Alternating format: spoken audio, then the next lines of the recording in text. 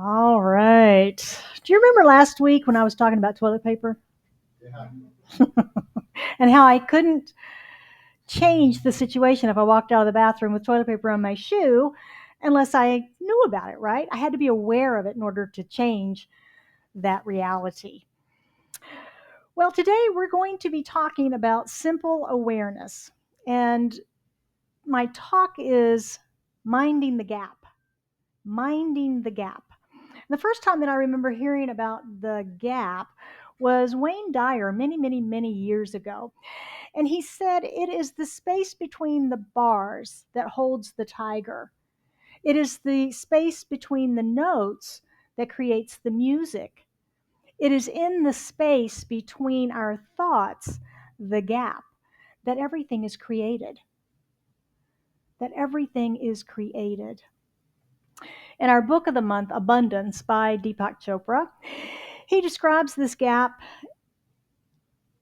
and how using the practice of simple awareness can help us to experience the state more often. Now, if you've got a meditation practice, you may think, yeah, right. My mind never stops talking. Chat, chat, chat, chat, chat, right? Monkey chatter we talk about. Monkey chatter, monkey mind. But it happens all the time. Not only in our meditation, but in life in general. But we're usually so busy doing things, so busy being distracted by 1,000 different things that are happening all around us all the time that we don't notice it.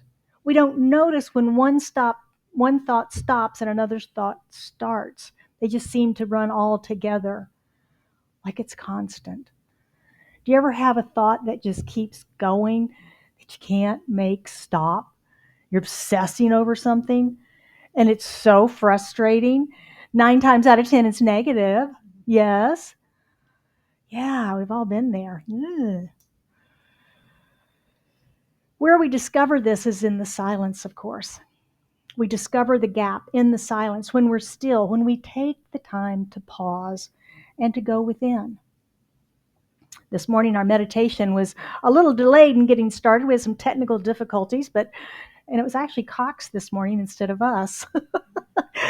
But we were a little delayed, and I said, well, do we want to even do meditation? And I got a resounding yes. Even 5 minutes is better than nothing. And it was.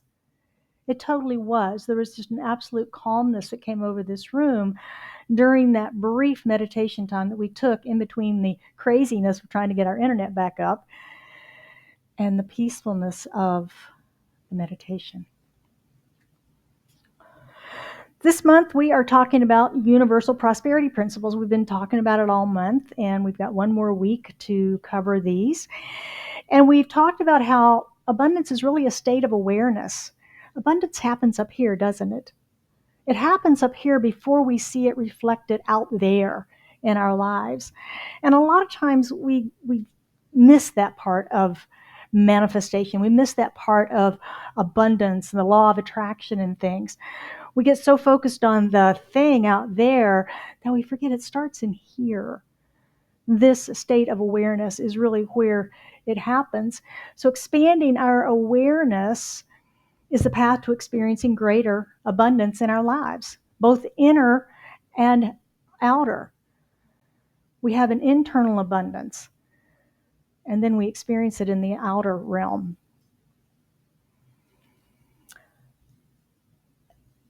A lot of times we want to make a change in our life. We want this. We wanted this. We've talked about this before, that bridge in between where we are and where we want to be or what we want to experience. We forget that that is called change. Change. We don't like that, right? This is comfortable, but I really want that, but I don't want to do that change thing.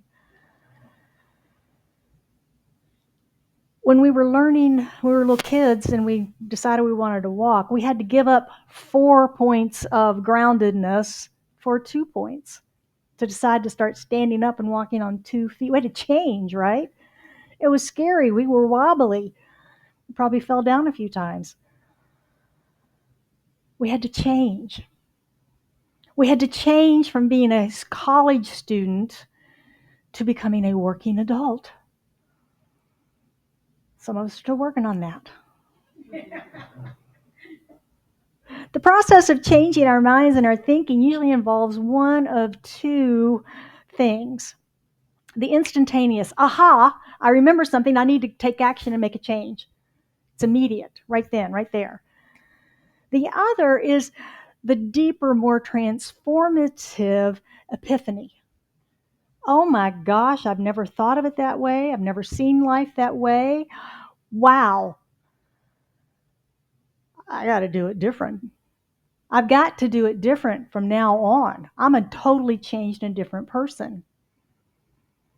You ever had one of those where your whole life just really shifted?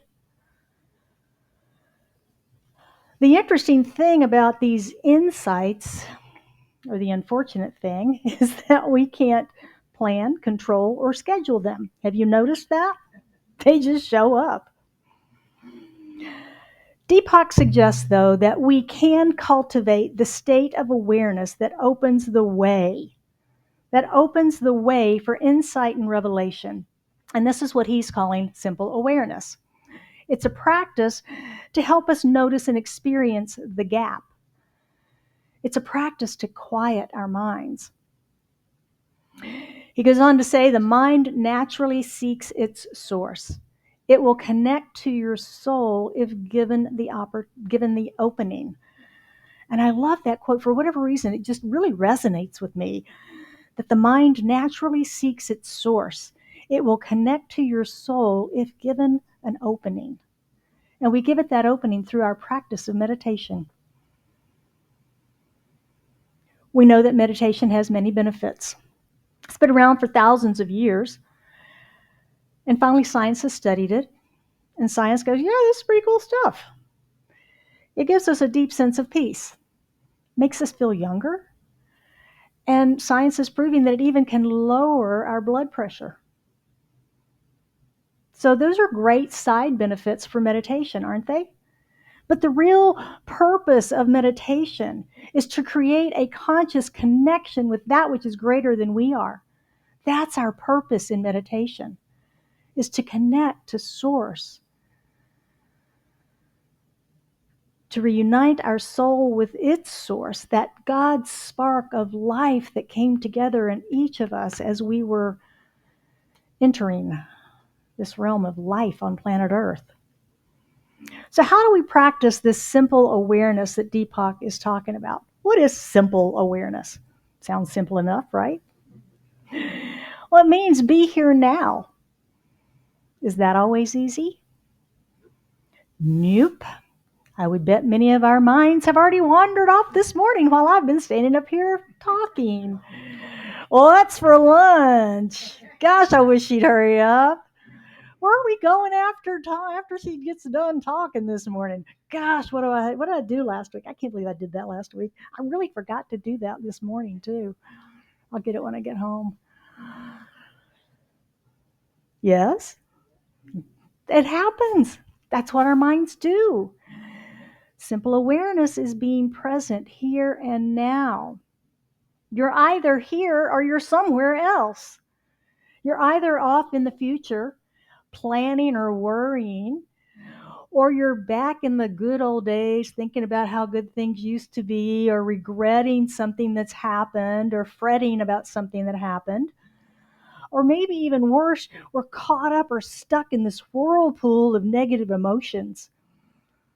That thought that we just can't quit thinking about, that thing that happened that we're so embarrassed and humiliated about, we just keep replaying it in our head over and over and over again.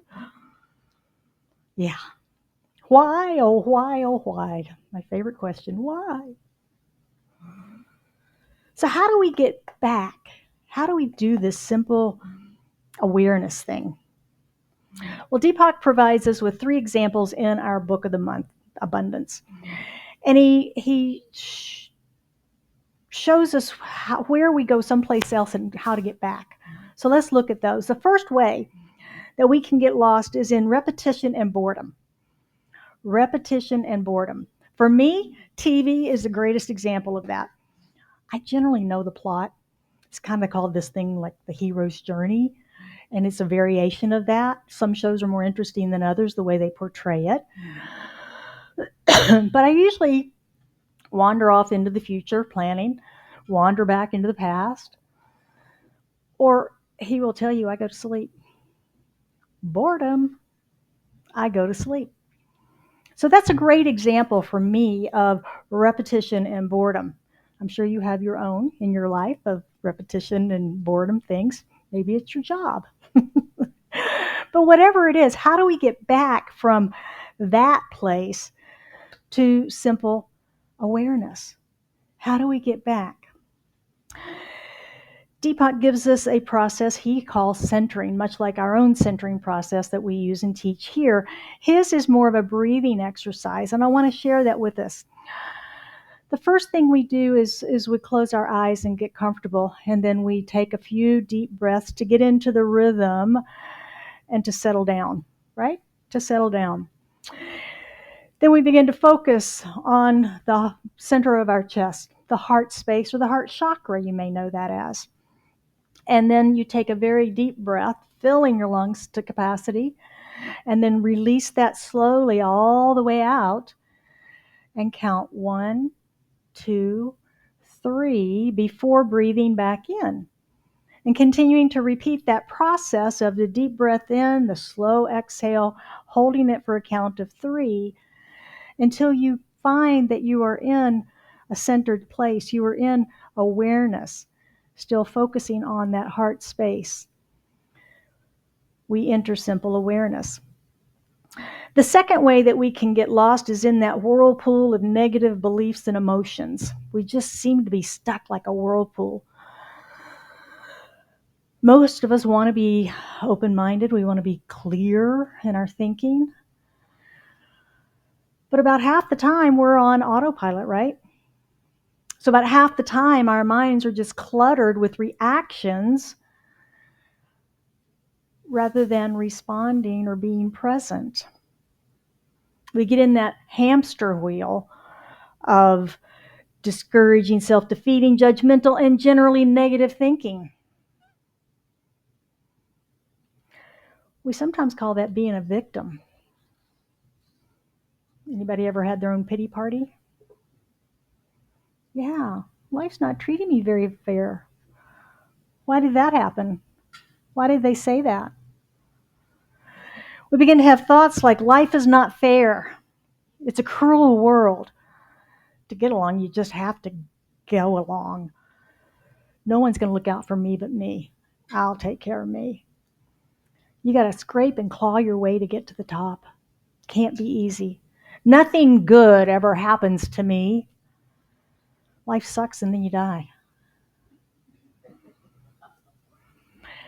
Because those thoughts can be emotionally gripping, and perhaps the world of effects is showing us some validation right now about how that actually is true.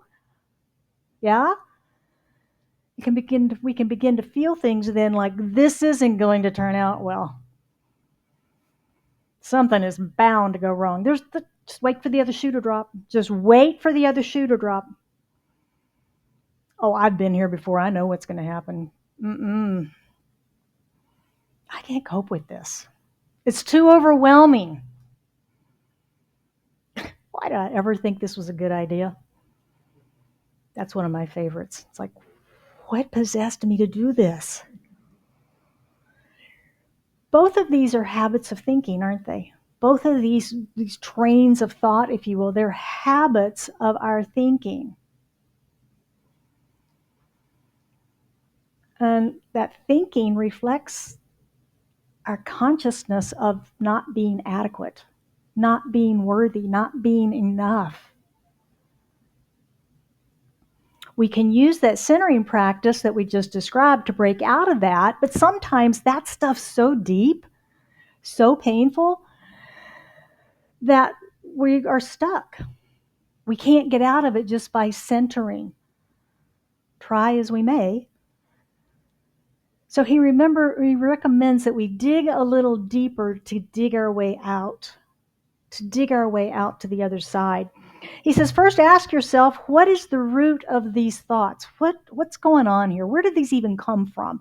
Everybody else doesn't have those same thoughts that I have. Where did I get them? We believe the first person who told us something. We believe things that are repeated often. We believe the people that we trust, and we didn't hear a contrary belief. So we took all that in. Usually as little people, right? Usually as little people. So from there, we begin to ask ourselves, okay, who was it that told me this first? Who told me this, that this was true? Was it repeated a lot? Was it something that I heard over and over and over and over again? And then did life show up to confirm that for me? Why did I trust the person that told me this?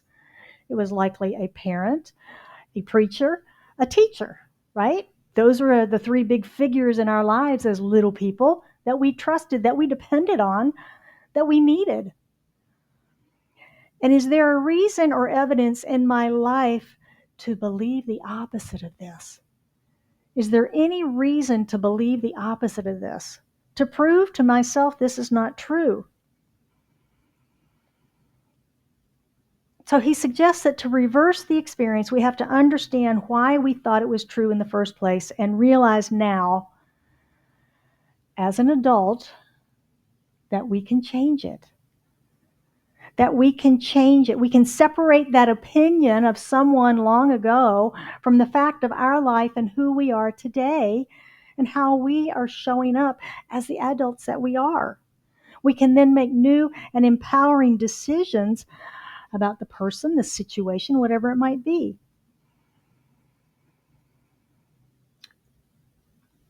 I think I've shared with you before my algebra teacher, 10th grade. And or maybe it was calculus, I don't know, whatever it was. Anyway, she told us at the end of the school year, who's signing up for the next level of math. And, all of us raised our hands, it was a small class. And she went, yeah, you'll do fine. You shouldn't do it. I was mortified.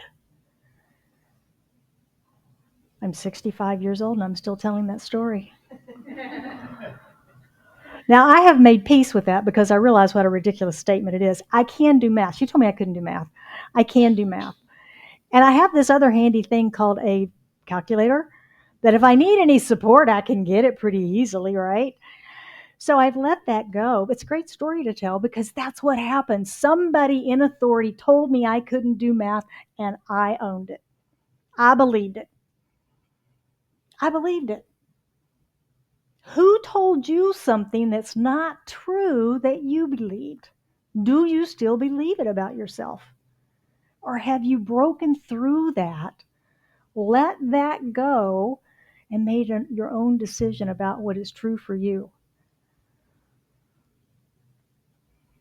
The third way that we can be someplace else is when we get stuck in bad memories. Stuck in the past and those old wounds and traumas that we may have experienced. These memories are sticky because of the emotion that's attached to them. They're sticky. Memories are hard to just forget, right? Our brains aren't wired to forget. What we can do is discharge the energy associated with those.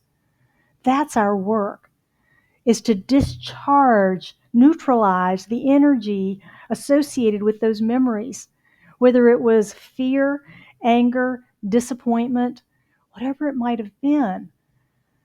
When that memory comes up and it's painful, figure out for yourself what was the emotion and then begin to discharge that.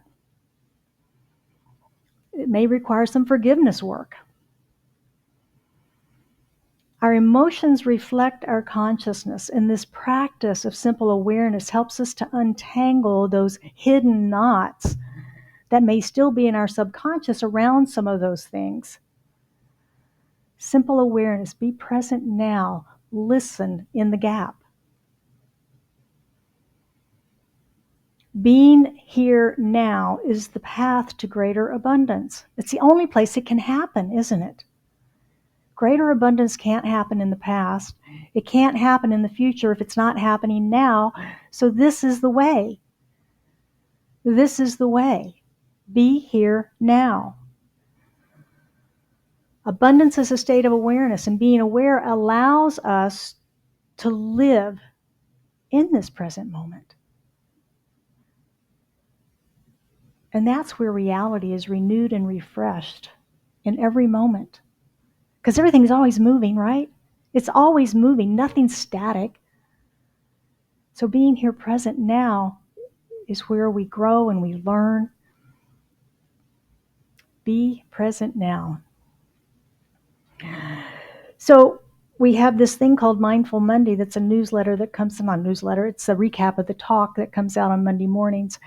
If you would like to learn more about this, I recommend the book, Deepak Chopra's book this month, Abundance, The Inner Path to Wealth, is a very good book. We're covering just really the first half of it. The second half is all about the yoga, spiritual yoga practice with the chakras. And it's very, very good.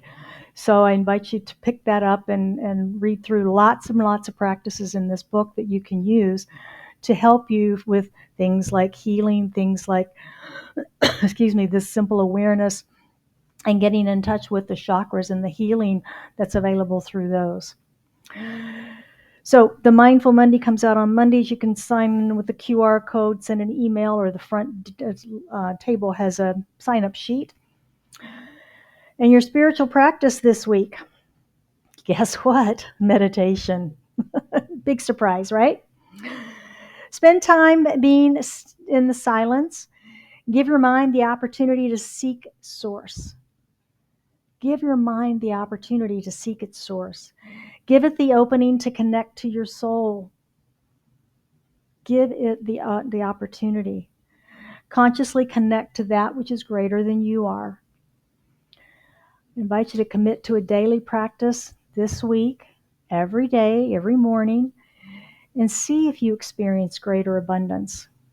Internally, emotionally, externally. See what happens. Simple awareness means living in the present moment, even when life's emotions and memories try to take control. Remembering that we're in charge of how we feel. We are in charge of how we feel. We can then choose to live more aware, choose to be more in the moment, to achieve that greater state of awareness. Well, now it's your turn. Questions, comments, complaints?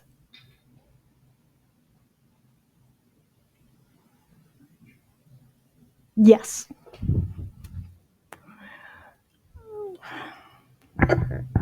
You wrote the one down? Pardon? Did you write one down? No, this is my trick. Well, I was thinking about what you were saying, that what you remember from your childhood, how it has an impact on you. And when I was 9, my mother became very ill, and I had 2 little brothers. One was 3 and one was just a new baby. And so from that time on, I had to take responsibility for my family. I mean, I didn't do after school things. I didn't, throughout our whole lives, I was the one that cooked dinner. I was the one that did everything, responsible for my brothers. And so as that translates to an adult, I was going through a divorce and I had a counselor, and she asked me, well, tell me about your childhood. And I said, oh, it was fine. No problems. That's fine. Tell me about it. So she told me, and she said, so you have to be in charge now, right? You take care of everything. I said, well, yeah, that was my life, and that was what I learned. And so then I was able to take that, which was kind of a negative, but I could turn it into a positive and say, okay, I don't have to be in charge of everything. I can take that as it was a positive. I mean, it wasn't my mom's fault that she got sick and so on and so forth. And so then I learned, okay, that's kind of my first go-to. I'll do it. And then my second one is, but you don't have to do it. So Yeah. Thank you. Yeah, that's great. It's great when we can see what it was, where it came from, asking those questions, and then turn it around and heal it. Change the story. Great training ground for you to learn to run the household and run your life and be responsible and independent. And yet, there was things that were missed in your childhood. So beautiful. I bet it was a beautiful relationship with your brothers too. Very. Yeah, very special. They're still my little brothers. Right? Yeah, that's great. That's great. Anyone else? No?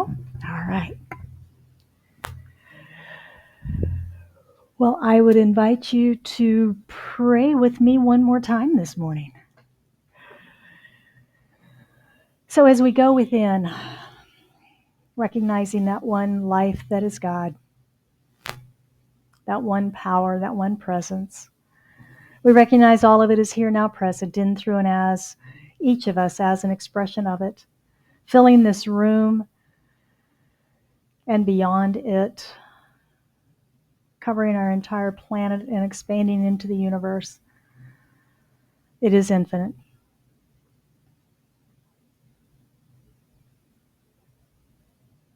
And I know that we are immersed in that infinity. And they were individualized right here and now as this expression that we are. And that we have come with purpose. In this time-space reality right now, not earlier, not later, but right now, this present moment. And so we just breathe into this moment and allow ourselves to be fully aware of it. Feel the air conditioning circulating through the room. Hear the sound of the motor, the sound of my voice. Feel the chair supporting you, the floor beneath your feet. Feel the fabric of your clothing on your skin. Notice your feet and your shoes. Notice your breath. See if you can sense or feel your heartbeat. Fully present right here, right now.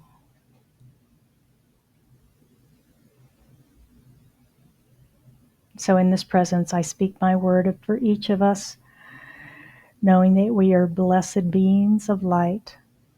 Come here for the fullest expression of love, for the fullest expression of joy and abundance and prosperity, to be awake and aware, to experience this life completely in this now and present moment. Just continuing to breathe into that and to feel that presence. We open our hearts to gratitude and thanksgiving for the life that we live, for this community, for the joy and the abundance that we experience, for all that we are, our friends, our family, all that we have, all that we do, all that we create. We are so blessed. So in this gratitude, I release this to the action of law, knowing that it is done. And we affirm this truth by saying, and so it is.